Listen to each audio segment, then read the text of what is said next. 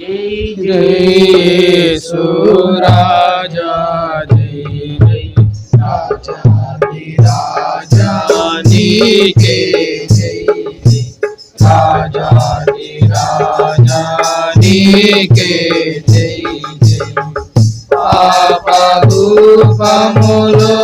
పడి ఉన్నా పాపకూపములో పడి ఉన్నా నన్ను చూచి చేయి చాచి నన్ను చూచి చేయి చాచి చకారరికి చేసితివి చకారరికి చేసితివి జై జై యేసు రాజా జై జై రాజా నీకే జై జై రాజా నీకే జై జై సిలువ రక్తములో నన్ను కడిగి సిలువ రక్తములో నన్ను కడిగి పాపమంతా పరిహరించిన పాపమంతా పరిహరించిన పాపాత్ముడగున ప్రభు యేసు పాపాత్ముడగున ప్రభు యేసు జై జై యేసు రాజా జై జై రాజా నీకే జై జై రాజా నీకే జై జై నీతిహీనుడనైనా నాకు నీతిహీనుడనైనా నాకు నీతి రక్షణ పాత్రములను నీతి రక్షణ పాత్రములను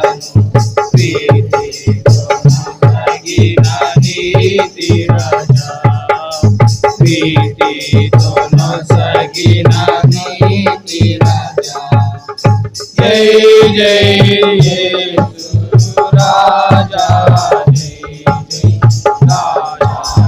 రాజా నీకే జై జై రాజా నీకే జై జై అధిక స్తోత్రముడవైనా అధిక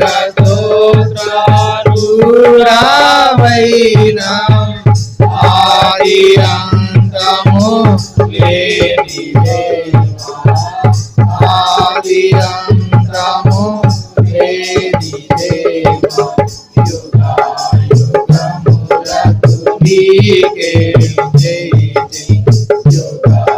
యుగములకు నీకే జై జై జై యేసు రాజా జై జై రాజా నీకే జై జై రాజా నీకే జై జై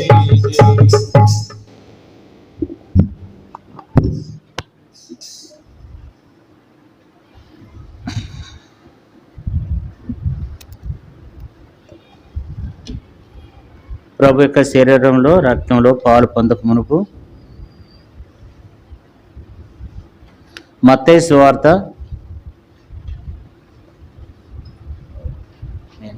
ప్రభు యొక్క శరీరంలో రక్తంలో పాలు పొందక మునుపు దేవుని వాక్యంలో నుండి మత్తయి సువార్త 13వ అధ్యాయము 24వ వచనం నుండి 30వ వచనం వరకు మనం అనేక విషయాలు చదువుకుంటూ వచ్చినాం.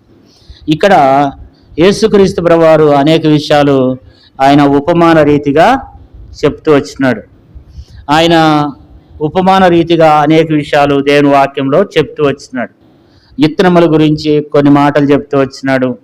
తర్వాత మరి ఆ తప్పిపోయిన కుమారుడు గురించి కొన్ని మాటలు ఉపమాన రీతిగా చెప్పినాడు. మరి 30వ అధ్యాయం లోకాసు వార్తలో మంచి సమరేయుడి గురించి చెప్పినాడు. మరి అలాగే పరలోక రాజ్యముని గురించి ఆయన అనేక ఉపమానాలు చెప్తూ వచ్చినాడు. ఆయన ఉపమానం లేకుండా ఏది కూడా బోధించలేదు. ఆయన అన్ని కూడా ఉపమాన రీతిగా ఆయన ప్రజలకు అర్థమయ్యే రీతిలో యేసుప్రభువు వారు ఈ భూమి మీద అనేకమైనటువంటి ఉపమానాలు చెప్తూ వచ్చేవాడు. ప్రజలకు అర్థమయ్యే రీతిలో జరగబోయే విషయాలు, అవి ఉపమానములు అంటే అవి కట్టుకథలు కాదు, లేకపోతే ఒట్టి మాటలు కాదు. అవి ప్రజలకు అర్థమయ్యే రీతిలో జరగబోయే భవిష్యత్తులో ఒక దినం వచ్చినప్పుడు ఈ పరిస్థితి ఉంటుందని మనకు తెలియటానికి యేసుప్రభువు వారు అనేక విషయాలు తెలియజేస్తూ వచ్చినాడు. మనుషులు ఈ భూమి మీద ఎట్లా ఉంటారు, భక్తులైనటువంటి వారు ఏ రీతిగా ఉంటారు అనే విషయాల గురించి, మరి త్రోవ పక్కన పడిన విత్తనాల గురించి మాట్లాడినాడు. కొన్ని విత్తనాలు త్రోవ పక్కన, కొన్ని విత్తనాలు రాతి నేలలో, కొన్ని విత్తనాలు ముళ్ళ పొదల్లో, కొన్ని విత్తనాలు మంచి నేల మీద పడుతూ వచ్చినాయి. అట్లా చెబుతూ ఇక్కడ మనం 24వ వచనంలో చూస్తే ఆయన మరి ఒక ఉపమానం వార్త చెప్పెను. ఏమనగా, పరలోక రాజ్యము తన పొలములో మంచి విత్తనం విత్తిన ఒక మనుషుణ్ణి పోలి ఉన్నది. ఇక్కడ మనం పరలోక రాజ్యాన్ని గురించి ఆయన యేసుప్రభువు చెప్తూ వచ్చినాడు.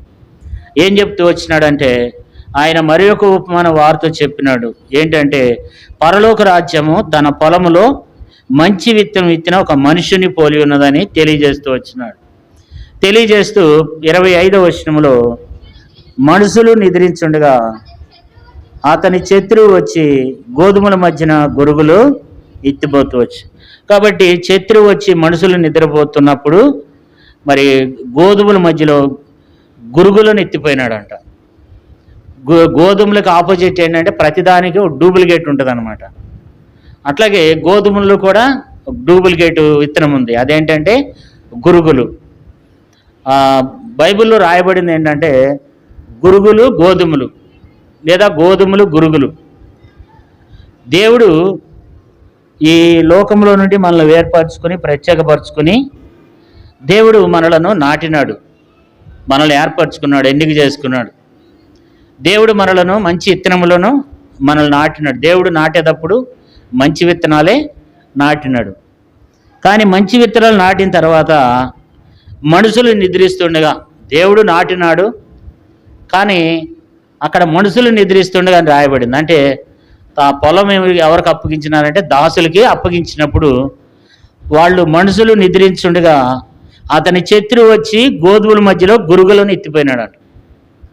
కాబట్టి సంఘములో, దేవుని యొక్క సంఘములో మనం ఇప్పుడు ఎక్కడ చూసినా సరే ప్రతి స్థలంలో కూడా ఏమున్నాయంటే గురుగులు ఉంటారు, గోధుమలు ఉంటాయన్నమాట. మంచి వాళ్ళు ఎవరో చెడ్డ వాళ్ళు ఎవరో మనకు తెలియదు. అందరూ మంచి వాళ్ళలాగానే ఉంటారు, అందరూ క్రైస్తవుల్లాగానే ఉంటారు. కానీ కొంతమంది గురుగులు, కొంతమంది గోధుమలు అన్నమాట. ఒక దినం వచ్చినప్పుడు దేవుడు ఒక దినాన కోతకాలం వచ్చినప్పుడు ఈ రెండింటిని దేవుడు వేరు చేస్తాడు. ఈ రెండింటిని దేవుడు వేరు చేసేవాడుగా ఉన్నాడు. ఇప్పుడు గోధుమలు ఉన్నాయి, గురుగులు ఉన్నాయి. మరి ఇత్తింది ఎవరంటే దేవుడే ఎత్తినాడు. ఆయన ఎత్తినటువంటి పొలంలో ఏమొచ్చినాయంట? గురుగులు వచ్చినాయంట. 27వ వచనం చూడండి, మత్తయి సువార్త 13వ అధ్యాయం 27వ వచనం. అతని ఎద్దకు వచ్చి, అయ్యా, నీవు నీ పొలములో మంచి విత్తనములు ఎత్తితివి కదా, అందులో గురుగులు ఎక్కడి నుంచి వచ్చినవని అడిగిరి. ఇది శత్రువు చేసిన పని అని అతడు వారితో చెప్పగా, ఆ దాసులు మేము వెళ్ళి వాటిని పెరికి కూర్చుట నీకిష్టమని అతన్నాడు. అందుకు అతడు, వద్దు, గురుగులను పెరుగుతుండగా వాటితో కూడా ఒకవేళ గోధుమలు కూడా పెళ్ళగిత్తురు. కోతకాలం వరకు రెండింటిని కలిసి ఎదగనీడు. కోతకాలం ముందు గురుగులను ముందుగా కూర్చి వాటిని కాల్చివేయట కట్టలు కట్టి గోధుమలను నా కొట్లో చేర్చి పెట్టుడని కోతగాండ్రతో చెప్పుదున నేను. ఇక్కడ మనం చూసినట్లయితే ఇక్కడ యేసుప్రభువు ఒక మంచి విషయాన్ని ఆయన తెలియజేస్తూ వచ్చినాడు. గురుగులు ఉన్నాయి, గోధుమల్లో గురుగులు. సాతాను వచ్చి గురుగులు ఎత్తిపోయినాడు అనమాట. సాతానుడు వచ్చి గురుగులు ఎత్తిపోయినప్పుడు ఆ పనివాళ్ళు చూస్తూ వచ్చినారు. అంటే గింజ పట్టినప్పుడు అంటే రెండు ఎదిగినప్పుడు, ఆ రెండు పెద్దవి అయినప్పుడు, మరి ఆ రెండు ఎదుగుతూ ఉన్నప్పుడు ఏమైందంటే మొలక మొలిచినప్పుడు అవి కనిపించలేదు. మొలిసిన తర్వాత ఆ వెదుగుతున్నప్పుడు ఏమైందంటే, అందుకని 26 వచ్చిన చూడండి, 26 మొలకలు పెరిగి గింజ పట్టినప్పుడు అంటే రెండు పూతకు వచ్చినప్పుడు గురుగులు కూడా ఆగబడినాయి అనమాట. అప్పుడు వరకు తెలియలేదు అనమాట. అవి 26 వచనంలో మొలకలు పెరిగి గింజ పట్టినప్పుడు గురుగులు కూడా ఆగబడినాయి అంట. అప్పుడు చూస్తే ఏముంది, రెండు ఒకే సైజు అయిపోయినాయి. మరి గింజ పట్టేసింది, రెండు కూడా గింజ పట్టేసినాయి. అయితే ఈ గురుగులను వాళ్ళు ఏమంటున్నారంటే, ఆయన దాసులు వెళ్ళి అంటున్నారు, అయ్యా మరి నువ్వు పెట్టినటువంటి పొలం కదా, నువ్వు నాటినటువంటి పొలంలోనికి గురుగులు వచ్చినాయి, వాటిని మేము వెళ్ళి పీకి వేయటం నీకు ఇష్టమని అడిగినప్పుడు ఆ యజమానుడు ఏమంటున్నాడంటే, వద్దు, రెండు కలిసి పెరగనివ్వండి, రెండు కలిసి ఎదగనివ్వండి. అయితే వాటిని ఏం చేస్తారంటే, మీరు ఎదిగిన తర్వాత వాటిని మీరు వేరు చేదురు కానీ ఇప్పుడైతే వాటిని ముట్టుకోవద్దు అన్నాడు. ఎందుకంటే ఈ రెండు ఇప్పుడు ఏమైనాయి అంటే, ఈ కింద ఏళ్ళు ఏం చేస్తాయి అంటే ఒకదానికొకటి పెన వేసుకుని ఉంటాయి అన్నమాట. ఏళ్ళు ఏం చేస్తాయి అంటే కింద, ఇప్పుడు మనం పొలాలు చేసే వాళ్ళకి బాగా మీ అందరికీ తెలుసు, ఈ రెండు కింద ఏళ్ళు ఏం చేస్తాయి అంటే ఒక దాంట్లో ఒకటి కింద అలుముకుపోతాయి అన్నమాట. ఒకదాన్ని బిగితే రెండోది కూడా కదులుతుంది అనమాట. అయితే ఇప్పుడు ఏమంటున్నాడంటే, వద్దు, కదిలిపోతాయి, రెండో దానికి ప్రాబ్లం అయింది. మంచి చెట్టుకి గోధుమ చెట్టు కదులుద్ది. కాబట్టి ఇప్పుడు ఏం చేస్తారంటే రెండింటిని కలిసి ఎదగనివ్వండి, రెండు కలిసి ఎదగనివ్వండి.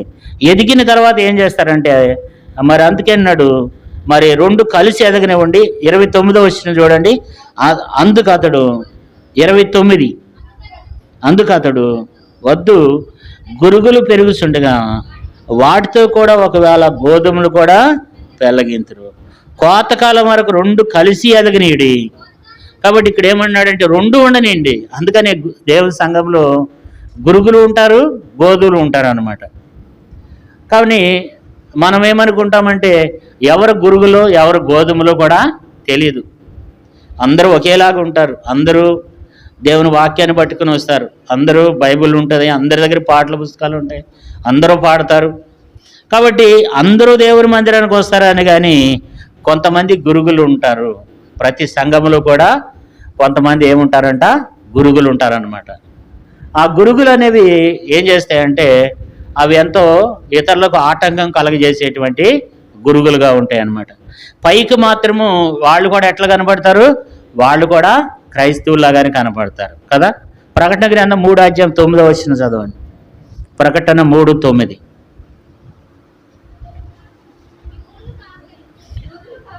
యూదులు కాకయే తాము యూదులమని అబద్ధమాడు సాతాను సమాజపు వారిని రప్పించెదను.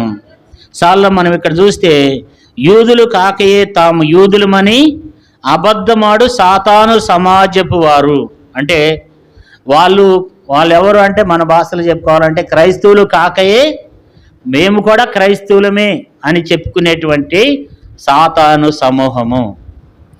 అవి ఎవరిలో ఉంటారు అనంటే ఎవరిలోనే ఉండొచ్చు.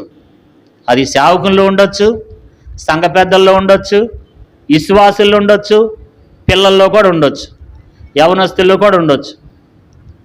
కాబట్టి ఎవరు గురుగులు అనేది మనం తేల్చి చెప్పడానికి లేదు, లేదా తీసివేయడానికి లేదు, కదపడానికి లేదు. కాబట్టి రెండు కలిపి ఎదగనియండి అంటున్నాడు దేవుడు. ఏమంటాడంటే రెండు కలిపి ఎదగనివ్వండి. ఎందుకంటే ఒక దినం ఏమొస్తుంది, ఒక దినాన కోతకాలం వస్తుంది అనమాట. ఎందుకంటే పంట పండుద్ది కదా. పంట పండినప్పుడు ఏం చేయమంటున్నాడంటే ముందుగా గోధుమలను ఏం చేయండి, ఏమంటున్నాడు చూడండి, చదువుకుందాం 30వ వచనంలో.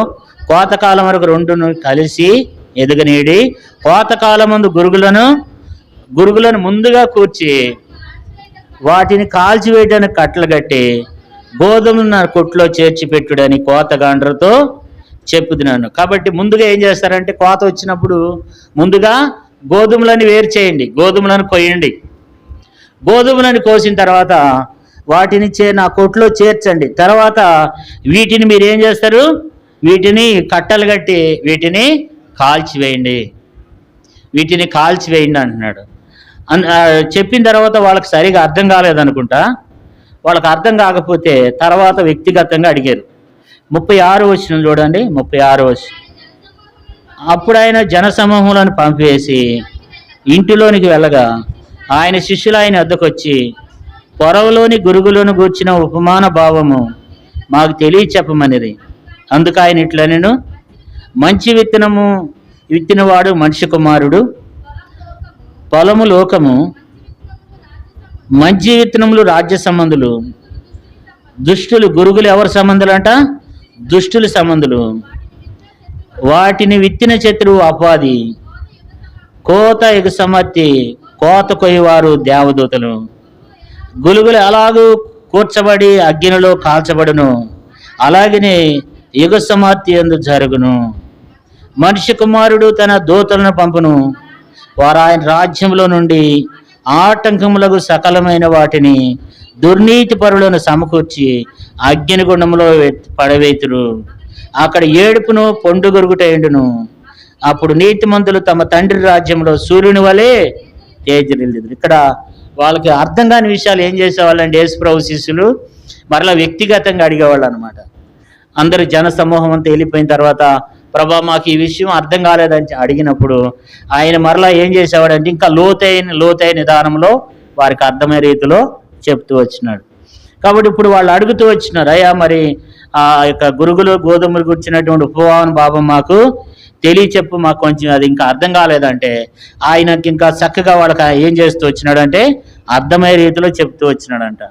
37వ వచనంలో ఏమంటున్నాడంటే, అందుకు ఆయన ఇట్లనడు, మంచి విత్తనం విత్తువాడు మనిషి కుమారుడు, పొలము లోకము, మంచి విత్తనములు రాజ్య సంబంధులు, గురుగులు దుష్టిని సంబంధులు, వాటిని విత్తిన శత్రువు అపవాది సాతాను. అంటే యేసు ప్రభువారు వారికి ఏం చేస్తూ వచ్చినాడు?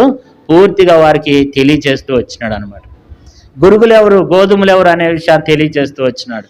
అయితే ఇక్కడ ఏమంటాడంటే, ఒక దినం వచ్చినప్పుడు, ఒక సమయం వచ్చినప్పుడు నా దూతలు వస్తారు.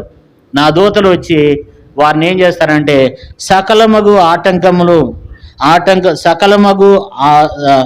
ఆటంకములకు సకలమైన వాటిని దుర్నీతి పరులను సమకూర్చి అగ్నిగుండములో పాడవేతురు. కాబట్టి అక్కడ ఏడుపును పొండ్లు గొరుగుటయుండును. కాబట్టి అక్కడికి ఏడుపు పొండ్లు గొరుగుతూ ఉంటుంది అనమాట. కాబట్టి యేసు ప్రభువారు అడుగుతూ వచ్చినాడు, అయ్యా గురుగులు ఎవరు? గోధుమలు గురుగులు. ఈ రెండు విషయాలు మనం జ్ఞాపకం పెట్టుకోవాలి. మనం దుష్టుని సంబంధమా సాతాను సంబంధులమా?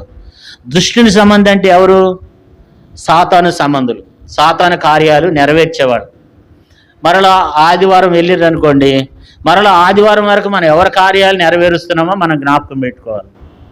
మనం ఎవరి కార్యాలు, ఎవరి సంబంధులు అయితే ఎవరి కార్యాలు నెరవేరుస్తారు.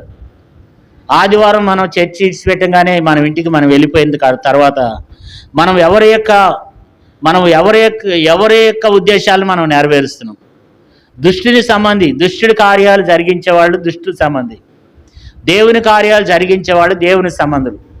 కాబట్టి వీళ్ళిద్దరిలో ఎవరు మనకు బలలో పాలు పొందుతున్న మనకు ఈ అంచె దినాల్లో, చివరి దినాల్లో మరి దేవుడు మనల్ని మనం పరీక్షించుకోవాలి. మన జీవితం ఎట్లా ఉంది? నేను దుష్టుని సంబంధినా దేవుని సంబంధినా? నేను చనిపోతే పరలోక రాజ్యానికి వెళ్తానా? నువ్వు వ్యక్తిగతంగా నువ్వు పరీక్షించుకున్నప్పుడు నీ హృదయం నీ మీద నేరారోపణ చేస్తుంది, నీ హృదయ ప్రేరేపణ చేస్తుంది. నువ్వు ఈ రీతిగా నడుస్తున్నావు, నువ్వు ఇక్కడ పలాని విషయాల్లో నువ్వు దుష్టి కార్యాలు నెరవేరుస్తున్నావు, నా కార్యాలు కావవి, నువ్వు చెడ్డ కార్యాలు నెరవేరుస్తున్నావు, నువ్వు మంచి కార్యాలు చేయట్లేదు, నీ పద్ధతి బాగోలేదు, నీ యొక్క నడవడికి బాగోలేదు, నువ్వు దుష్టికి సంబంధివి. కాబట్టి సంఘంలో ఇప్పుడు వాళ్ళు మన ప్రకటన గ్రంథం 3వ అధ్యాయంలో 9వ వచనం చదువుకున్నాం. తాము యూదులు కాకయే యూదులమని చెప్పుకుని అబద్ధపు సాతాను సంబంధులు అంట. అంటే ఈ లోకంలో ఎన్నో రకాల మనుషులు ఉంటారు, రకరకాల మనుషులు ఉంటారు, రకరకాల విధానాల్లో ఉంటారు. అందరు దేవుని మందిరానికి వస్తారు, అందరూ దేవుని ఆరాధిస్తారు. కానీ వారి యొక్క ప్రవర్తన ఫలాన్ని బట్టి వారెవరో మనం తెలుసుకోవచ్చు, వారి యొక్క జీవిత విధానాన్ని బట్టి వారెవరో మనం తెలుసుకోవచ్చు. మనం గమనించాలి ఎవరు ఎలాంటి వాళ్ళు, ఎవరు వ్యక్తిగతంగా ఎవరు ఎలాంటి జీవితాన్ని కలిగి ఉంటున్నారు, ఎవరు ప్రభు యొక్క శరీరంలో పాల్పొందుతున్నారు, ఎవరు దేవుని ఆరాధన చేస్తున్నారు, ఎవరు ఎలాంటి జీవితాన్ని జీవిస్తున్నారు, ఎవరు ఎంతవరకు భక్తి కలిగి ఉన్నారు, ఎంత ఆత్మీయత కలిగి ఉన్నారు, ఇవన్నిటిని కూడా మనం పరీక్షించి తెలుసుకోవచ్చు. ఎందుకంటే వారి ప్రవర్తన ఫలాన్ని బట్టి మనకు తెలిసిపోద్ది వారు ఎలాంటి జీవితాన్ని వాళ్ళు కలిగి జీవిస్తున్నారు. అనేది మనకు తెలిసిపోద్ది. కానీ ఇక్కడ దేవుడు ఏమంటాడంటే ఎవరిని ఏమంటానికి లేదు, ఎవరిని కదపడానికి లేదు, రెండు కలిసి ఎదగనివ్వండి. కాబట్టి రెండు కలిసి ఉంటారు. దేవుని సన్నిధిలో, దేవుని మందిరంలో సాతాను సంబంధులు ఉంటారు, దేవుని సంబంధులు ఉంటారు. దేవుని సంబంధులు అయిన వాళ్ళు మరి వాళ్ళు ఎప్పుడు కూడా దేవుని కార్యముల విషయంలో ఆసక్తి కలిగి ఉంటారు, భక్తి జీవితంలో వాళ్ళు ఆసక్తి కలిగి ఉంటారు. సాతాను సంబంధాలు ఏం చేస్తారంటే సాతాను యొక్క ఉద్దేశాలు నెరవేరుస్తూ ఉంటారు, సాతాను కార్యాలు నెరవేరుస్తూ ఉంటారు, సాతాను క్రియలు నెరవేరుస్తూ ఉంటారు, సాతాను పనులు చేస్తూ ఉంటారు. మరలా ఏమంటారంటే నేను కూడా క్రైస్తవుడిని అంటారు, నేను కూడా ఒక సంఘంలో ఒక అధ్యక్షుడిని అంటారు. కాబట్టి అయితే దేవుడు ఏమంటాడంటే దేవుడు ఎప్పుడు కూడా మనుషుల్ని ఇబ్బంది పెట్టాడు. దేవుడు మనకేమి ఇచ్చినాడంటే వాక్యాన్ని ఇచ్చినాడు. దేవుడు పదే పదే సార్లు మనతో చెప్పడు. ఆయన మనకి వచ్చి మాటిగా ఆయన వచ్చి చెప్పడు. ఆయన వచ్చాడు, ప్రాణం పెట్టాడు, ఏం చేయాలో చేశాడు. మనకు పరిశుద్ధ గ్రంథాన్ని బైబిల్ని ఇచ్చినాడు, దాన్ని వివరించి చెప్పడానికి సేవకుల్ని ఇచ్చినాడు. కాబట్టి మరి నిలబడి నేనైనా కూర్చుని నీవైనా మనకి ఇది చాలు, దీన్ని బట్టి మనం నడుచుకోవాలి. ఇందులో ఉన్నటువంటి భక్తులు ఎలాంటి జీవితాన్ని కలిగి జీవిస్తున్నారు, మనం ఎలాంటి జీవితాన్ని కలిగి మనం జీవిస్తున్నాం. దేవుడు మన ఎదుటే పెట్టినాడు. దేవుడు పరలోకం మన ఎదుటే ఉంది, పాతాళం కూడా మన ఎదుటే ఉంది. దేవుడు రెండు మార్గాలు పెట్టినాడు, ఒకటి పరలోకం, ఒకటి పాతాళలోకం. ఈ రెండు నీ ఎదుటే ఉన్నాయి. మరి ఆ మంచి చెడులు అనేది నువ్వే దాన్ని మనమే దాన్ని యోచించుకోవాలి, మనమే దాన్ని ఎరగాలి. కాబట్టి దేవుడు రెండు మన ఎదుటే పెట్టాడు. నీతిని మన ఎదుటే ఉంచాడు, సత్యాన్ని మన ఎదుటే ఉంచాడు, మరణాన్ని మన ఎదుటే ఉంచాడు, జీవాన్ని కూడా మన ఎదుటే ఉంది. మన ద్వితీయోపదేశకాండం 30 చూడండి. ద్వితీయోపదేశకాండం 30 నేడు జీవమును మరణమును ఆశీర్వాదమును శాపమును నేను నీ ఎదుట ఉంచి భూమి ఆకాశములు నీ మీద సాక్షులుగా పిలుస్తున్నాను. దేవుడు ఇక్కడ ఏమంటున్నాడంటే నేడు నేను ఏం చేస్తూ వచ్చాను, జీవమును మరణమును ఆశీర్వాదాన్ని శాపాన్ని నీ ఎదుట ఉంచి భూమి ఆకాశములు నీ మీద ఏం పెట్టాను, సాక్షులుగా పెట్టాను.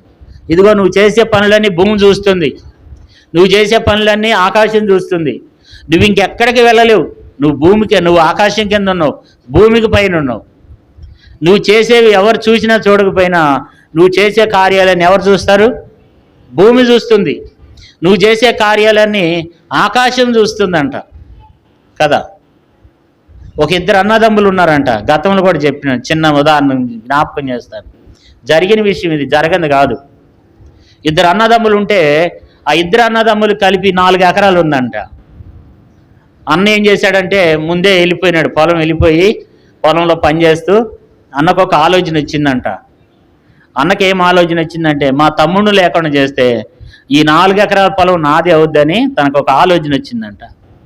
ఈ ఆలోచన ఎప్పటి నుంచో తను కలిగి ఉన్నాడు. ఒక రోజు సాయంకాల వేళలో చీకటి పడిపోయింది, అన్న ఇంకా రాలేదు అని చెప్పి తమ్ముడు ఆ రోజు రాలేదు, పొలం రాలేదు, ఆ రోజు అన్న ఇంకా రాలేదు ఏంటని చెప్పి పొలం వెళ్ళిండంట.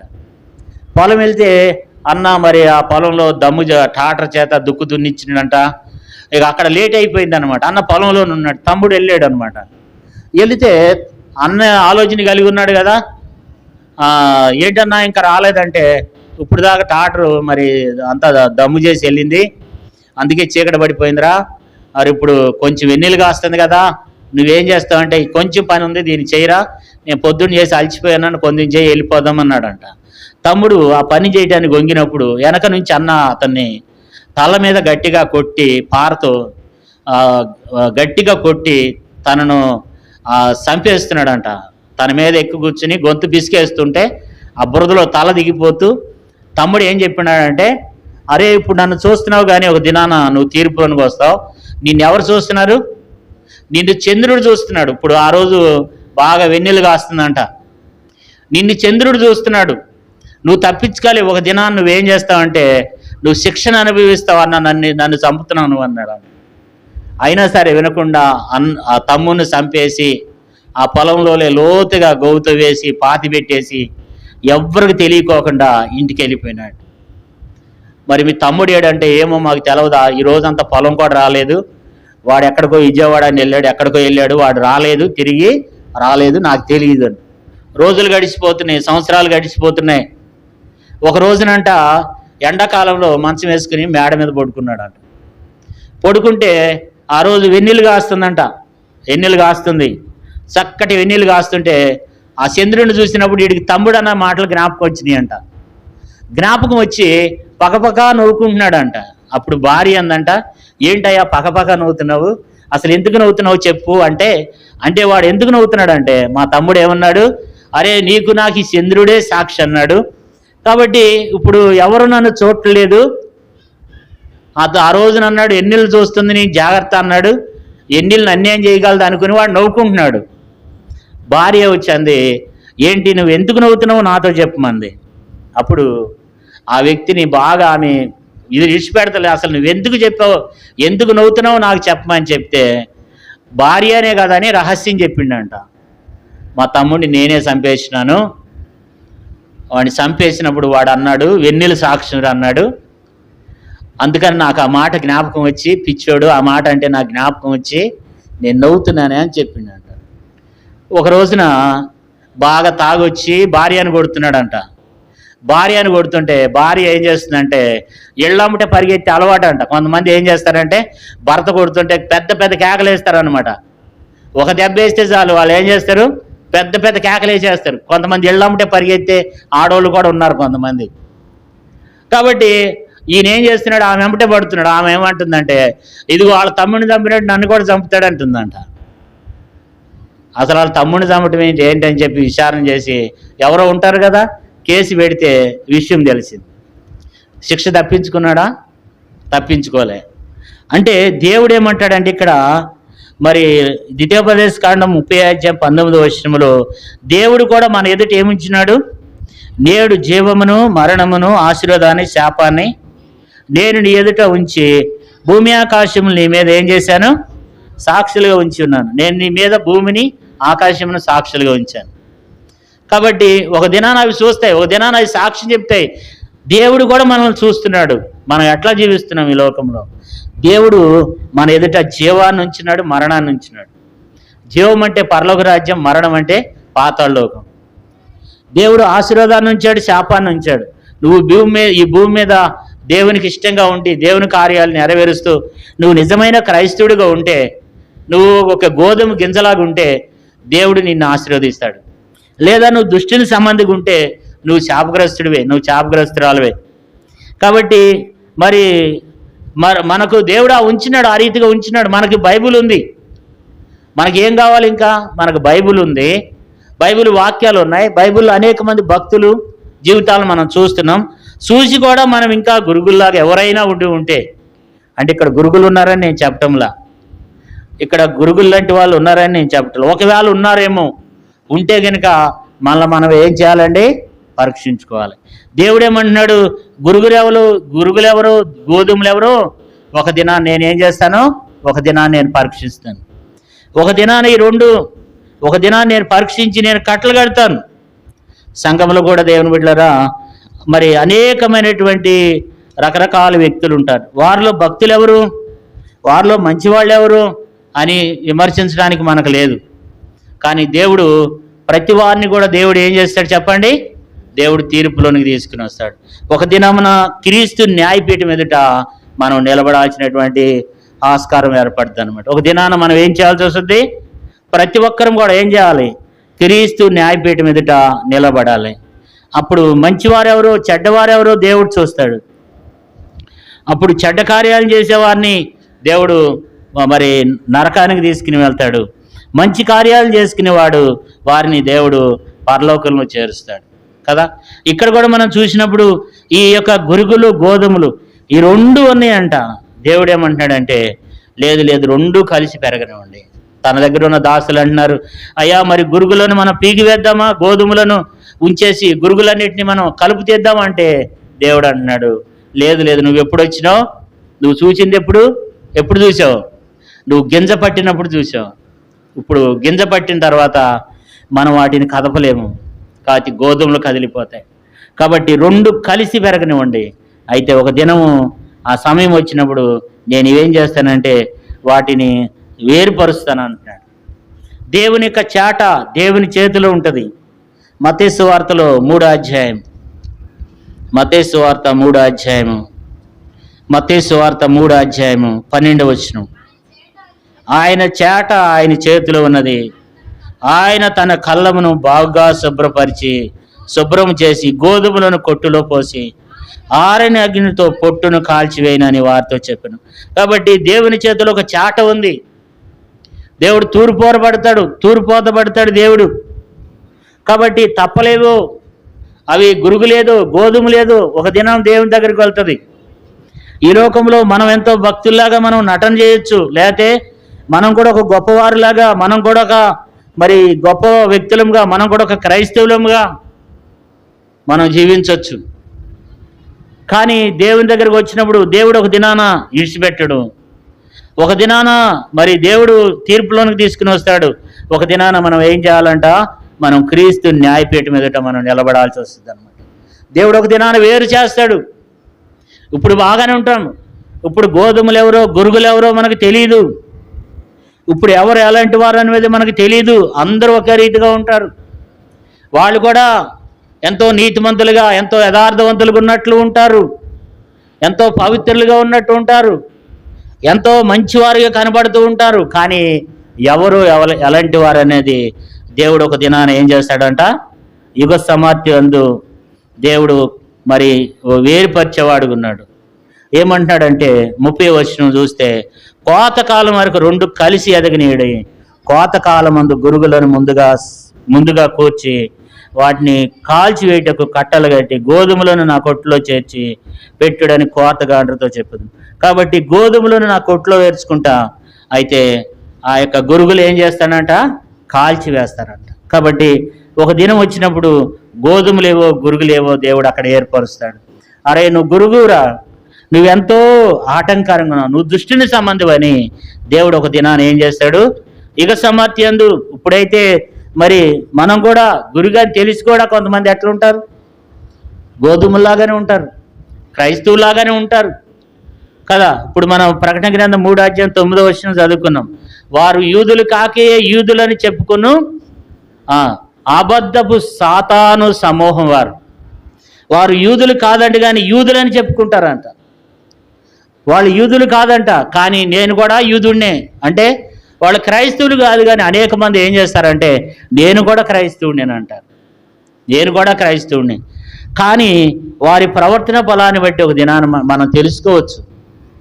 ఎంత క్రైస్తవులుగా ఉన్నప్పటికీ, ఎంత విధానంలో ఉన్నప్పుడు కూడా మనం కూడా మరి మన దేవుని యొక్క బిడ్డలుగా మనం ఏం చేయాలంటే వారి ప్రవర్తన ఫలాన్ని బట్టి, వారి యొక్క విధానాన్ని బట్టి ఎవరు ఎలాంటి వాళ్ళని మనం తెలుసుకోవచ్చు. తెలుసుకున్న వాళ్ళని మనం ఏమంటాము లేదు. అయితే రెండు కలిపి ఎదగనివ్వండి. ఒక దినాన దేవుని యొక్క రాకడ రాబోతుంది, ఒక దినాన సమయం వస్తుంది. దేవుడు ఇప్పుడు ఏం చేయడు, నీ ఇష్టం. దేవుడు మనలను స్వేచ్ఛాపరులుగా దేవుడు మనల్ని విడిచిపెట్టేశాడు. నీ ఇష్టం, నువ్వు ఆదివారం వస్తేరా లేకపోతే లేదు. దేవుడు ఏమన్నాడు నిన్ను. మీరు అనుకుంటున్నారా ఆదివారం రాకపోతే ఏదో నష్టం జరిగిపోద్దని? ఏది జరగదు. కానీ దేవుడు చూస్తూనే ఉంటాడు. నువ్వు ఎలాంటి సాతాను కార్యాలు నెరవేరుస్తున్నావు దేవుడు చూస్తాడు.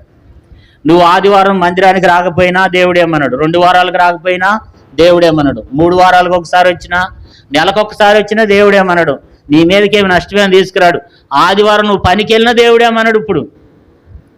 కానీ ఒక దినం వచ్చినప్పుడు మాత్రం నువ్వు తీర్పులోనికి వస్తావు. ఇప్పుడు నువ్వు సంఘ ప్రార్థనకు రాకపోవచ్చు, దైవ సేవకులు చెప్పినప్పుడు వినకపోవచ్చు, వినం మనం. ఎందుకంటే మనం స్వేచ్ఛాపరులం. అన్నా ఏందన్నా, అక్క ఏందన్నా సంఘ ప్రార్థనకు రావట్లేదంటే నా ఇష్టం అన్నా, నాకేదో పనులుండి అని చెప్తావు. కానీ మనసులో అనుకుంటావు నా ఇష్టం, అది నాకు ఇష్టమైతే వస్తా, లేకపోతే నేను రాను, అది నా ఇష్టం. అంటే దేవుడు కూడా ఏం చేశాడంటే మన ఇష్టానికి మనల్ని ఇడిచిపెట్టేశాడు. దేవుడు మన ఇష్టానికి మనల్ని ఇడిచిపెట్టేశాడు. వాళ్ళు ఎట్టయినా చేయని, వాళ్ళు ఏ స్థితిలోనైనా ఉండని. అయితే ఒక దినం నేను వచ్చినప్పుడు తెలుస్తుంది, ఒక దినం నేను వచ్చినప్పుడు వాళ్ళ సంగతి తెలుస్తా. ఈ భూమి మీద నీ ఇష్టం వచ్చినట్టు నువ్వు ప్రవర్తన చేయి. ఈ భూమి మీద నీ ఇష్టం, నా ఇష్టం కాదు. ప్రకటన గ్రంథంలో యేసుప్రభువు వారు ఏమన్నాడు చూడండి. ప్రకటన గ్రంథం 22వ అధ్యాయము, ప్రకటన గ్రంథం 22వ అధ్యాయం 11వ వచనం చూడండి, లేదా 10, 11 వచనాలు, 10, 11 వచనాలు ఒకళ్ళు చదవండమ్మా. మరియు అతడు నాతో ఇలాగ చెప్పెను, ఈ గ్రంథమందున్న ప్రవచన వాక్యములకు ముద్ర వేయవలదు, కాలము సమీపమైనది.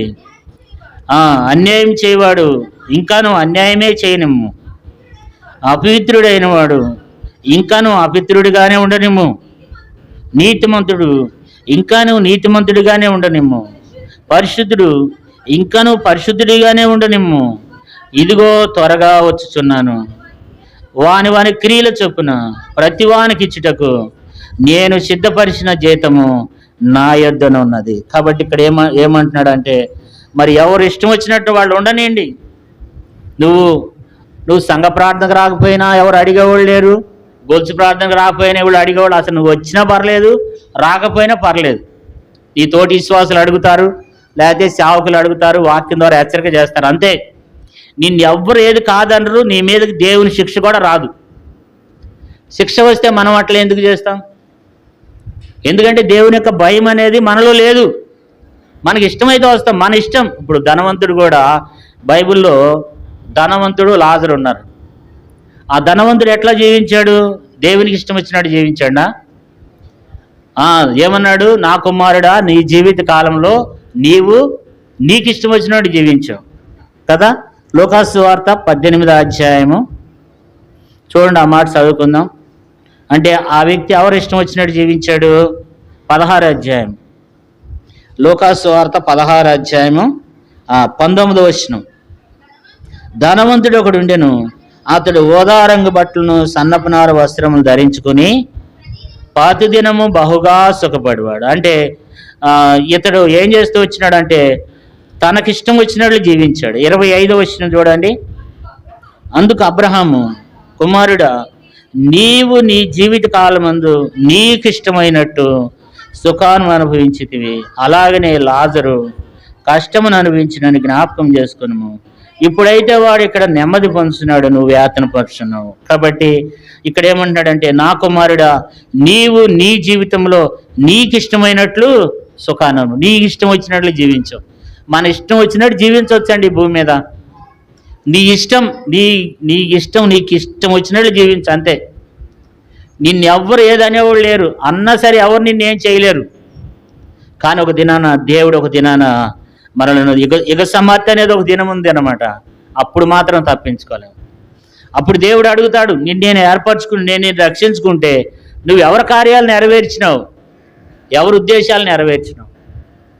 కాబట్టి ఈ లోకంలో ధనవంతుడు ఏం చేస్తూ వచ్చినాడు? ఎంతో సుఖాన్ని అనుభవిస్తూ వచ్చినాడు.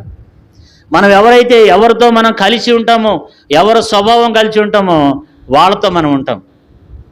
ఈ భూమి మీద నీతిమంతులు స్వభావం కలిగి నీతిమంతులతో కలిసి ఉంటే నీతిమంతులతోనే పరలోక రాజ్యంలో ఉంటాం.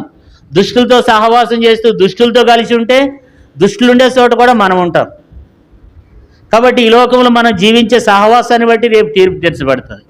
ఈ లోకంలో మనం నడిచే నడవడికను బట్టి దేవుడు మన తీర్పు తీరుస్తాడు. ఈ లోకంలో మన పద్ధతిని బట్టి, మన యొక్క అడుగుజాడలను బట్టి దేవుడు తీర్పు తీరుస్తాడు. నువ్వు ఈ లోకంలో ఎలాంటి జీవితాన్ని కలిగి జీవిస్తున్నావో అది దేవుడు ఒక దినాన్ని తీర్పులోనికి తీసుకుని వస్తాడు కదా. దేవుడు అంటాడు, ఒక దినాన్ని నేను తీర్పులోనికి తీసుకుని వస్తా, ఒక దినాన్ని నేను కట్టగడతా, నేను గోధుమలు ఎవరో గొరుగులు ఎవరో నాకు తెలుసు అంటున్నాడు దేవుడు. కానీ ఈ భూమి మీద గురుగులు అనేటువంటి వాటిని దేవుడు ఊరుకుంటున్నాడు. రెండు కలిసి ఎదగనివ్వండి. అంతే. కొన్నిసార్లు కొంతమంది దుర్మార్గ పనులు చేసుకుంటూ వెళ్ళిపోతూ ఉంటారు. మంచివాళ్ళు చూసి అంటారు, అరే నేను ఇంత భక్తి చేస్తున్నానే, దేవుడు అసలు ఆ వ్యక్తిని గద్దించడం లేదే, దేవుడు ఆ వ్యక్తిని సరిచేయటం లేదే అని మనం అనుకుంటాం అన్నమాట కదండి. అనుకున్నప్పుడు ఏం జరుగుతుంది అంటే దేవుడు అంటున్నాడు, అట్లా ఉండని, అన్యాయం చేసేవాడిని ఇంకా చేసుకుంటూ పోని, ఆటంకపరిచేవాడిని ఇంకా ఆటంకపరుచుకుంటూ వెళ్ళిపోని, భక్తిహీనంగా ఉన్నవాడిని భక్తిహీనంగా ఉండనియండి. కాబట్టి ఇప్పుడు నేను వాళ్ళని ఏం చేయను, వాళ్ళని నేను పెరగను, వాళ్ళని నేను పీకివేయను. కాబట్టి దేవుడు అంటున్నాడు, ఇప్పుడు నేను అసలు వాళ్ళని నేను ముట్టుకోవద్దు, ఎందుకంటే రెండు కలిసి ఎదగనివ్వండి. కాబట్టి దేవుని బిడ్డలంగా మనం ఎలాగున్నామనేది మనమే పరీక్షించుకోవాలి కదా. కాబట్టి మరి ఈ యొక్క విత్తనములు ఎవరంట? దుష్టుని సంబంధులు. కాబట్టి సాతానులు గురుగులు ఎవరు? దుష్టుని సంబంధులు. గోధుమలు ఎవరు? దేవుని సంబంధులు. కాబట్టి ఈ రెండింటిని కూడా దేవుడు ఏమంటున్నాడు అంటే, ఒక దినాన నేను ఈ రెండింటిని కూడా నేను వేరు చేస్తాను. ఈ రెండింటిని నేను ఎరుగుదును, వీళ్ళలో ఎవరు ఎలాంటి వాళ్ళు అనేది నేను ఎరుగుదును. అయితే వారిని ఒక దినాన వాళ్ళు చావుకులే కానీ, సంఘ పెద్దలే కానీ, మరి బాధ్యులైన వారే కానీ, మంచి విశ్వాసులే కానీ, పరిచర్య చేసే వాళ్ళే కానీ, పిల్లలే కానీ, యవనస్తులే కానీ, దేవుడు ఎవరిని కూడా ఇప్పుడైతే వాళ్ళని ఏమను, నేను రెండు కలిసి ఉండని అట్లా. అయితే ఒక దినం వస్తుంది, ఆ దినం వచ్చినప్పుడు నేను మాత్రం ఏం చేయను, విడిచిపెట్టను. కొన్ని సందర్భాల్లో అది సేవకులే కావచ్చు, సంఘ పెద్దలే కావచ్చు, విశ్వాసులే కావచ్చు, సంఘంలో కూడా అనేకమైనటువంటి ఆటంకాలు, ఎన్నో అభ్యంతరాలు. సేవకులైనా సరే, సేవకులను కూడా దేవుడు విడిచిపెట్టడు. విశ్వాసులైనా సరే, సంఘ పెద్దలైనా సరే, ఎవరైనా సరే దేవుడు మాత్రం విడిచిపెట్టాడు. ఎందుకంటే ఒక దినం వచ్చినప్పుడు మాత్రం ఖచ్చితంగా మరి తీర్పులోనికి వెళ్ళాల్సిన అవసరం ఉంటుంది అనమాట. దేవుడు అడుగుతాడు, నువ్వు దుష్టుని సంబంధివి, నువ్వు నా వాక్యం అంటే ఇష్టపడు, నా సన్నిధిలో కూర్చోడానికి నీకు ఇష్టం ఉండదు, నువ్వు ఎంతవరకు నీ ఆలోచనలు వేరు, నీ తలంపులు వేరు, నీ పద్ధతులు లేరు, నువ్వు బయటికి వెళ్ళావంటే నీ జీవితాన్ని నువ్వు జీవిస్తూ ఉన్నావు, నీ ఇష్టం. తాగేవాళ్ళు తాగుతూ ఉంటారు, వ్యభిచారం చేసేవాళ్ళు వ్యభిచారం చేస్తుంటారు. ఇక్కడ ఉండాలని నేను చెప్పటం లేదు. ఒకవేళ ఉన్నారేమో మనం జ్ఞాపకం పెట్టుకోవాలి.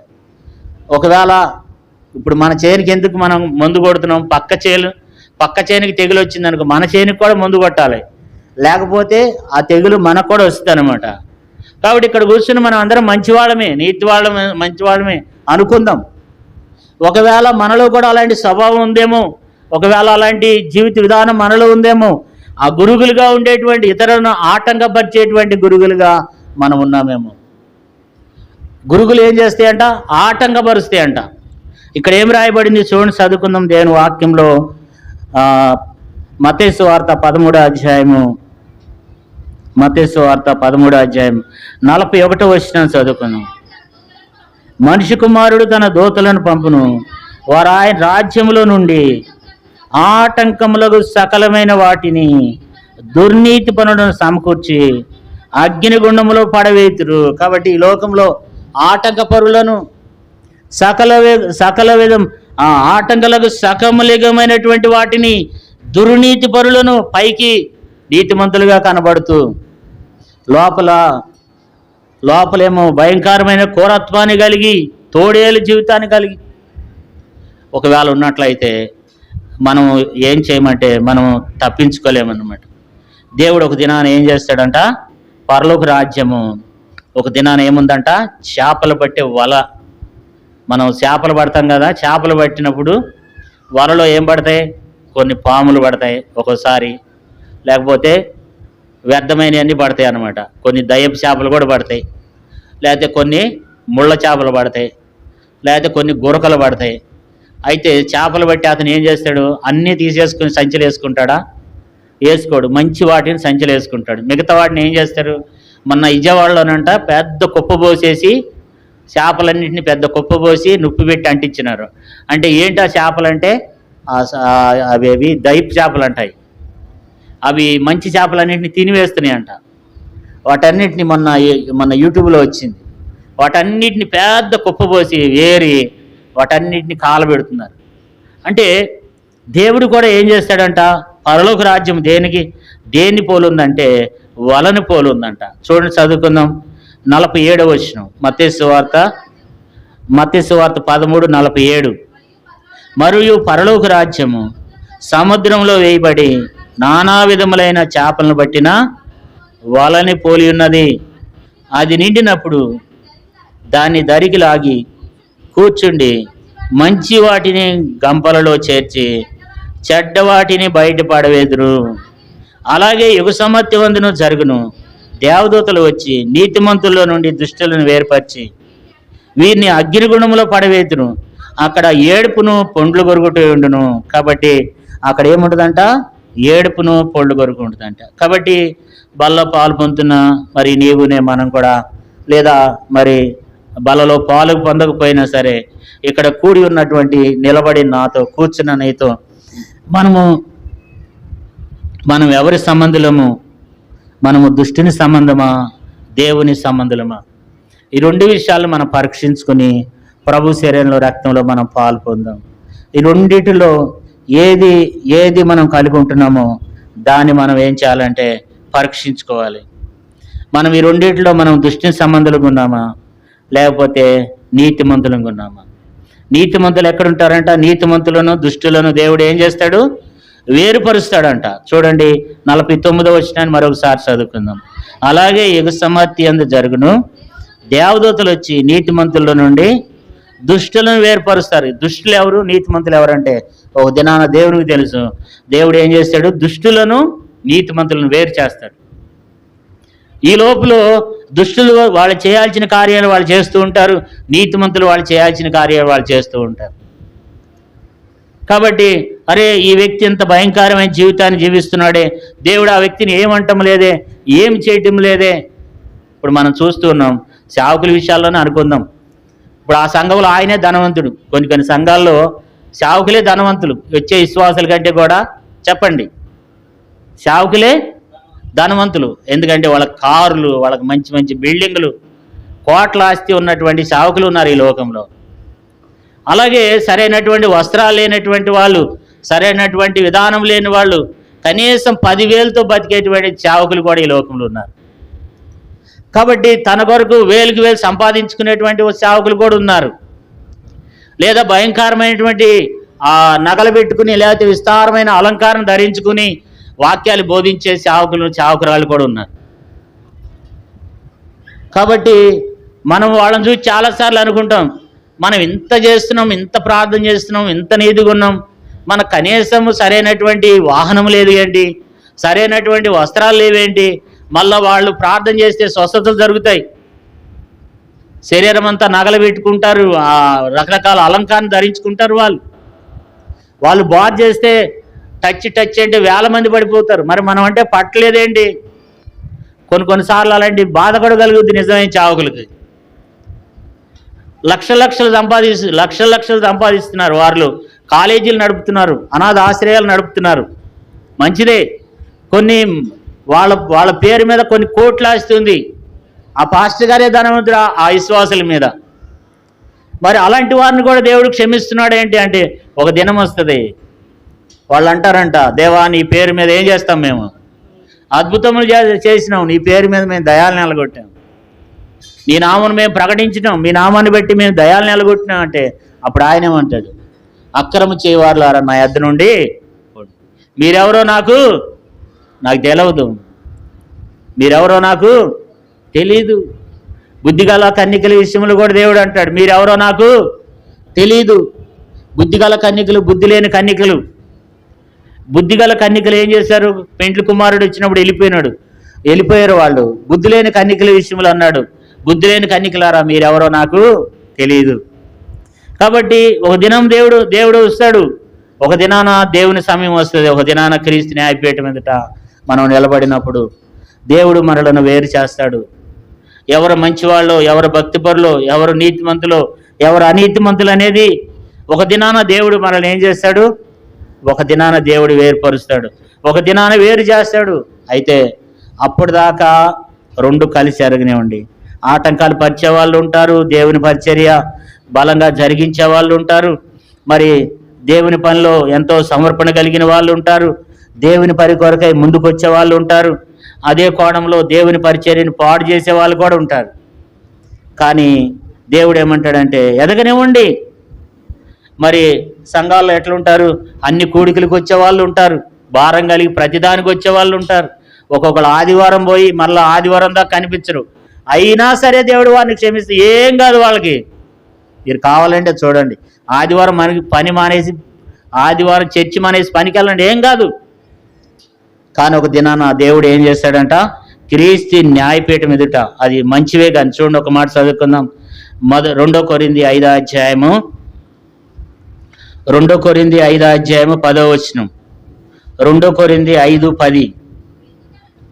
ఎందుకనగా తాను జరిగించిన క్రియలు చొప్పున అవి మంచివైనా సరే చెడ్డవైనా సరే దేహముతో జరిగించిన వాటి యొక్క ఫలమును ప్రతి వాడు పొందినట్లు మనమందరమును క్రీస్తు న్యాయపీఠం ఎదుట ప్రత్యక్షం కావాలా. ప్రతి ఒక్కరము కూడా ఏం కావాలి?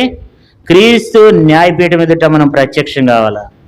2 కొరింథీ 5వ అధ్యాయము 2 కొరింథీ 5:10 ఎందుకనగా తాను జరిగించిన క్రియలు చొప్పున అవి మంచివైనా సరే చెడ్డవైనా సరే దేహముతో జరిగించిన వాటి యొక్క ఫలమును ప్రతివాడు పొందుతాడంట. మనమందరం క్రీస్తు న్యాయపీఠం ఎదుట ప్రత్యక్షము కావాలి. ఈ లోకంలో మనకి ఇష్టం వచ్చినట్టు వేషాలు వేయచ్చు, నీకు ఇష్టం వచ్చినట్టు వేషాలు వేయచ్చు. ఈ లోకంలో మనకి ఇష్టం వచ్చినట్లు జీవించవచ్చు. కానీ ఒక దినాన ఏం కావాలి చెప్పండి? నీ దేహముతో జరిగించిన ఏ పని అయినా సరే, నువ్వు చేసే ఆలోచన, నువ్వు చేసే ఏ పని అయినా సరే, నువ్వు జీవించే జీవితం ఒక దినాన ఎక్కడికి రావాలంట? ఎక్కడికి తీసుకొస్తాడు దేవుడు? న్యాయపీఠం మీదకి. ఒక దినం న్యాయపీఠం మీదకి వస్తావు. అప్పుడు తప్పించుకోలేము. అప్పుడు మనం ఎన్ని చెప్పినా కుదరదు అక్కడ కదా. రోమపత్రిక 14 అధ్యాయంలో ఒక మంచి మాట అక్కడ దేవుని వాక్యంలో రాయబడుతూ వచ్చింది. 14 అధ్యాయం 12వ వచనం చూడండి. 14 అధ్యాయం 12వ వచనం చదవమ్మ. నా తోడు ప్రతి మోకాలును నా ఎదుట వంగును, ప్రతి నాలుక దేవుని స్తుతించునని ప్రభువు చెప్తున్నాడని రాయబడి ఉన్నది. గనుక మనలో ప్రతివాడును తన గురించి దేవునికి లెక్క అప్పగింపవలను. ఒక దినాన దేవునికి మనం లెక్క ఒప్పచెప్పాలి. ఒక దినాన ప్రతి ఒక్కడు దేవునికి లెక్క అప్పచెప్పాలి. దేవుడు మనల్ని అడుగుతూ ఉంటాడు. దానికి మనం ఏం చేయాలి? ప్రతి దానికి ఒక దినాన లెక్క చెప్పాలి. నువ్వు మాట్లాడే ప్రతి మాటకు మత్తయి సువార్త 12:36 రాయబడింది. మనుషుడు మాట్లాడే ప్రతి మాటకు విమర్శ దినాన్ని ఎక్కడికి వస్తాడంట? చదవండి మత్తయి సువార్త 12:36 ఫస్ట్ నుంచి చదవండి. ఒకరు చదవండి. మనుషులు పలుకు ప్రతి వ్యర్థమైన మాట విమర్శ దినమున లెక్క ఏం చేయాలంట? లెక్క చెప్పవాలి. ఒక దినాన్ని, ఈ దినాన్ని మనం ఎన్ని మాటలు మాట్లాడవచ్చు. ఉన్నది లేనట్లుగా చేయొచ్చు, లేనిది ఉన్నట్లుగా చెప్పొచ్చు, కల్పించి చెప్పొచ్చు, ఎంతో గలిబిలి చేయొచ్చు. ఈ లోకంలో ఎన్నో రకాలుగా ఎంత మోసమైన చేయొచ్చు. కానీ ఒక దినం వచ్చినప్పుడు మనం ఎక్కడి నుంచోవాలి? లెక్క చెప్పాలి దేవునికి. దేవునికి ఒక దినాన్ని మనం లెక్కప్పు చెప్పాలి. దేవునికి ఒక దినాన మనం లెక్క చెప్పాల్సినటువంటి అవసరం ఉంది. దేవుడు ఒక దినాన మనం లెక్క అడుగుతాడు. కాబట్టి దేవుడు తేటగా చూస్తున్నాయి, దేవుడు చూస్తాడు. కానీ దేవుడు ఏమంటాడంటే, ఒక దినం వచ్చినప్పుడు మనము ఖచ్చితంగా వీడిని నేను లెక్కలోకి తీసుకుని వస్తా. చూడండి, ఎబ్రిల్కి రాసిన పత్రిక 4వ అధ్యాయము, 13వ వచనం. మరియు ఆయన దృష్టికి కనబడని సృష్టం ఏమీ లేదు. మనము ఎవరికి లెక్క అప్పచెప్పవలసి ఉన్నదో ఆ దేవుని కన్నులకు సమస్తం మరుగు లేక తేటగా ఉన్నాయి. దేవుడు ఏమన్నాడు చూశారు ఇక్కడ? ఎబ్రిల్కి రాసిన పత్రిక 4వ అధ్యాయం 13వ వచనంలో, మరియు ఆయన దృష్టికి కనపడని సృష్టిదేది లేదు. మనం ఎవరికి లెక్క ఒప్పచెప్పవలసి ఉన్నదో ఆ దేవుని కన్నులకు సమస్తమును మరుగులేక తేటగా ఉన్నాయి. దేవుడు చూడలేదు అనుకోవద్దు. దేవుడు మంచివారిని, చెడ్డవారిని అందరూ చూస్తూనే ఉంటాడు దేవుడు. ఒక దినాన మనం, అందుకే ఇక్కడ ఏం రాయబడిందంటే, మనం ఎవరికి లెక్క చెప్పవలసి ఉన్నదో అన్నాడు. మనం ఒక దినాన దేవునికి లెక్క చెప్పాలి. దేవునికి లెక్క చెప్పాలి. ఎన్ని లెక్కలు చెప్తావు నువ్వు దేవునికి? ఎన్ని చెప్తాము? ఎన్నిటికి దేవుడు అడిగిన వాటి ఎన్నిటికి మనం లెక్క చెప్పగలం? ఒక దినాన దేవునికి మనం ఏం చేయాలి? లెక్క చెప్పాలి. ఒక దినాన క్రీస్తు న్యాయపీఠం మీదట దేవుడు మనల్ని ఉంచినప్పుడు ఆ మంచి వాటిని, చెడ్డ వాటిని దేవుడు ఒక దినాన వేరుపరుస్తాడు. మరి బలలో పాలు పొందుతున్న నీవునే మనం జ్ఞాపకం చేసుకుందాం. మనము గురుగులమా, గోధులమా? మనము రాజ్య సంబంధులమా, దుష్టిని సంబంధమా? కాబట్టి మనం ఎవరి సంబంధులము? మనల్ని మనమే పరీక్షించుకుందాం. మనం ఎవరిని పోలు నడుచుకుంటున్నాం? మనం గురుగులుగా ఉన్నామా, గోధుమలుగా ఉన్నామా? మనమే పరీక్షించుకుని ప్రభు శరీరంలో, రక్తంలో యోగమైన రీతిలో మనం పాలు పొందాం. ఒకవేళ సాతాను యొక్క ఆలోచనలు నెరవేర్చే బిడ్డలంగా ఉన్నామేమో, ఒకవేళ లేదా నీతిమంతులుగా ఉన్నామేమో. నీతిమంతులుగా ఉంటే పర్వాలే. ఒకవేళ నువ్వు గురుగుగా ఉన్నావంటే, గోధుమల్లో గురుగు వలె ఉన్నావంటే, ఆ పొలంలో గురుగులు ఎక్కడి నుంచి వచ్చినాయి ప్రభు అని వాళ్ళు అడుగుతున్నారు. అయ్యా అది నీ పొలం కదా ప్రభువా, అది మీరి విత్తినారు కదా దాన్ని, అయితే దాంట్లో గురుగులు ఎక్కడి నుంచి వచ్చినాయి అంటే అది మనుషులు నిద్రిస్తున్నప్పుడు శత్రువు వారి మధ్యలో గురుగులు విత్తిపోయినాడు. అది శత్రువు చేసిన పని. కాబట్టి శత్రువు ఆ గురువు ఎవరో దేవునికి తెలుసు. ఇస్కరియోతు దేవుడు 12 మందిని ఏర్పరచుకుంటే వాళ్ళలో ఒకడు గురువు. 11 మంది గోధుమలు అయితే 12వ వాడు గురువు. అట్లా ప్రతివారు వాడు గురుగాని తెలిసి కూడా వాడిని చివరి వరకు క్షమిస్తూ వచ్చినాడు. కాబట్టి నేను మనం ఎలాగున్నామో, మన జీవితం ఎలాగుందో ఒకసారి ఈ అంచు దినాల్లో, ఈ అపాయకరమైన దినాల్లో మనిషి యొక్క జీవిత కాలం, నరుని ఆయుష్కాలం 70 సంవత్సరములు, అధిక బలం ఉంటే 80 సంవత్సరాలు. కాబట్టి మనిషి యొక్క జీవితం ఎన్నో రోజులు ఉంటారని అనుకోవద్దు. 50 సంవత్సరాలు అయితే చాలు, నీ చీటి ఎప్పుడు చిరుగుద్దో తెలియదు. 50 సంవత్సరాలు దాటిందంటే నీ చీటి ఎప్పుడు చిరిగిపోద్దో తెలియదు. ఇంకా అనుకుంటాం ఇంకా బతుకుతాం అనుకుంటాం. 50 సంవత్సరాలు దాటిందంటే దేవుడు ఎప్పుడు మనం ఎప్పుడు పోతాం మనకు తెలియదు. కానీ క్రీస్తు న్యాయపీఠ మీదట మనం నిలబడాలి. దేవుడు గురుగులను గోధుమలను దేవుడు ఏర్పరుస్తాడు. ఆ రెండింటిని వేరుపరిచి గురుగులను అగ్నిలో పారవేస్తాడు. అక్కడ ఏడుపును పండ్లు గరుగుట, అక్కడ ఇంకేముండదు. పాతాళంలోనికి ఒక్కసారి వెళ్ళావంటే ఇంకా అక్కడి నుంచి నేను నిడిపించే వాళ్ళు ఎవరు ఉండరు. ఈ భూమి మీద మనల్ని కష్టం రాగానే ఆదరించే వాళ్ళు ఉంటారు, మనల్ని బలపరిచే వాళ్ళు ఉంటారు, మనల్ని ప్రోత్సాహపరిచే వాళ్ళు ఉంటారు, మనకు సహాయం చేసే వాళ్ళు ఉంటారు, ఆర్థిక సహాయం చేసే వాళ్ళు ఉంటారు. ఈ భూమి మీద నీకు ఏది అవసరం ఉన్నా సహాయం చేసే వాళ్ళు ఉంటారు.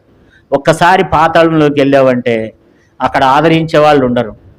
పాతాళంలో ఏముంటుందంటే పాతాళంలో దొంగలు ఉంటారు, పాతాళంలో వ్యభిచారులు ఉంటారు, పాతాళంలో నరహంతకులు ఉంటారు, పాతాళంలో దుష్టి సంబంధులు ఉంటారు, అక్కడ జోదగాళ్ళు ఉంటారు, వడ్డీలకి ఇచ్చే వాళ్ళు ఉంటారు, అక్కడ మరి అన్యాయస్తులు ఉంటారు, అక్కడ ఏడుపును పండుగరుకును, అక్కడ ఎవరు ఆదరించే వాళ్ళు ఉండరు, అక్కడ ధైర్యపరిచే వాళ్ళు ఉండరు, అక్కడ ఎవడు నేను పలకరించేవాడు ఉండడు, నేను పట్టించుకునేవాడు ఉండడు, అగ్గిని ఆరదు పురుగు సావదు. కాబట్టి అక్కడ పండ్లు గొరుగుట ఏడుపు ఉంటుందంట. కాబట్టి ఒక దినాన దేవుడు మనలను ఏర్పరిచేవాడు ఉన్నాడు, వేరు చేస్తాడు. కాబట్టి నీతిమంతుల నుండి దుష్టులను దేవుడు వేరుపరిచి మరి దుష్టులను ఆ యొక్క గోధుమలను కొట్లో పోసి ఆరని అగ్నితో దేవుడు ఏం చేస్తాడంట, ఆ యొక్క గురుగులను కాల్చి వేస్తాడని మనం చదువుకుంటూ మనం పరీక్షించుకుందాం. మోకరించండి. మరి ఇప్పుడు నువ్వు ఎలాగున్నావు? దుష్టుని సంబంధివా లేకపోతే దేవుని సంబంధివా? మనం గురుగులుగా ఉన్నామా గోధుమలుగా ఉన్నామా? గురుగులు ఉన్నాయంట, గోధుమలు ఉన్నాయంట, రెండు కలిసి ఎదగని ఉన్నాయి. కాబట్టి రెండు కలిసి ఎదుగుతున్నాయి. సంఘంలో కూడా గురుగులు గోధుమలు రెండు ఉన్నాయి, రెండు కలిసి ఎదుగుతున్నాయి. కాబట్టి మనం ఎవరము? నీవెవరు? దేవుడు నిన్ను చూస్తూ ఉన్నాడు, నిన్ను కనిపెడుతూ ఉన్నాడు. ఒక దినాన మనం లెక్క అప్పు చెప్పాలి. నువ్వు మాట్లాడే మాటలు, నీ ప్రవర్తన, నీ యొక్క నడవడిక, నీ రహస్య జీవితం ప్రభు చూస్తాడు. ఆయన కనపడింది ఏది ఉండదు, సమస్తం ఆయన కన్నులకు తేటగా ఉన్నాయి, మరుగంటూ ఏమీ లేదు. కాబట్టి ప్రభు చూస్తున్నాడు. రేపు నీది కాదు, రేపు నువ్వు ఉంటావని గ్యారెంటీ లేదు, నేను ఉంటానని గ్యారెంటీ లేదు.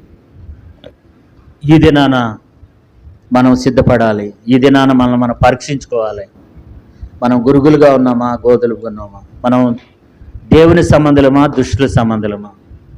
దుష్టుని సంబంధం అయితే మనల్ని మనం కఠినంగా పరీక్షించుకోవాలి. మనం దేవుని సంబంధం అయితే పర్వాలేదు. ఒకవేళ దుష్టుని కార్యాలు, దుష్టుని సంబంధం అంటే ప్రత్యేకంగా ఉండడం, దుష్టుని కార్యాలు నెరవేర్చేవాళ్ళు, దుష్టుని ఉద్దేశాలు నెరవేర్చేవాళ్ళు, దుష్టుని కార్యాలు, దుష్టుని చిత్తానుసారంగా జీవించేవాళ్ళు, వాళ్ళు ప్రత్యేకంగా ఏమి ఉండరు. ఎక్కువ లోకానికి ఎక్కువ సమయం అవటం, దేవుని కంటే కూడా ఎక్కువ మన సొంత కార్యాలకు ఎక్కువగా సమయం అవటం, వాటిని ఎక్కువ ప్రేమించటం, దేవునికి దూరం అయిపోవటం, నీ ఇష్టరాజ్యంగా జీవించటం. నువ్వు ఇష్టమైతే మందిరానికి వస్తావు, కష్టమైతే మానేస్తావు, అది నీ ఇష్టం. కానీ దేవుడు నీకు వాక్యాన్ని ఇచ్చినాడు, బైబిల్ గ్రంథాన్ని ఇచ్చినాడు. దేవుడు అందులో ఉన్నటువంటి భక్తులను నీ ముందు పెడుతూ వచ్చినాడు. వాళ్ళు ఎలాగ జీవిస్తూ వస్తున్నారో కూడా దేవుడు వివరిస్తూ వస్తున్నాడు. దేవుడు ఇక్కడ మందిరం ఇచ్చినాడు, దైవ సేవకులను ఇచ్చినాడు, దేవుని వాక్యం ఇచ్చినాడు. నిన్ను నడిపించాలి, దీన్ని బట్టి నువ్వు నడుచుకోవాలి. నువ్వు నడుచుకోనంటే నా ఇష్టం, నాకు ఇష్టం వచ్చినట్లు నేను జీవిస్తానంటే మరి వాళ్ళు యూదులు కాకయే యూదులని చెప్పుకును అబాద్ధపు సమూహంలో ఉన్నావేమో. మనం పరీక్షించుకుని కఠినంగా పరీక్షించుకుందాం. ప్రతి ఒక్కరు బలలో పాలు పొందేవాళ్ళు, పాలు పొందని వాళ్ళు, మన జీవితం ఎట్లా ఉంది ఒకసారి పరీక్షించుకుని ప్రభు శరీరంలో రక్తంలో పాలు పొంది మనము గురుగులుగా కాకుండా గోధుమలుగా ఈ లోకంలో మనం జీవించుదాం. నీతిమంతులుగా మనం ఈ భూమి మీద జీవిద్దాం. మనం పరీక్షించుకుని ప్రభు శరీరంలో రక్తంలో పాలు పొందాం. మీరు అలాగే ఉండండి. ప్రభు యొక్క శరీరం రక్తం మన మధ్యన ఉన్నది. మనమే పరీక్షించుకుందాం.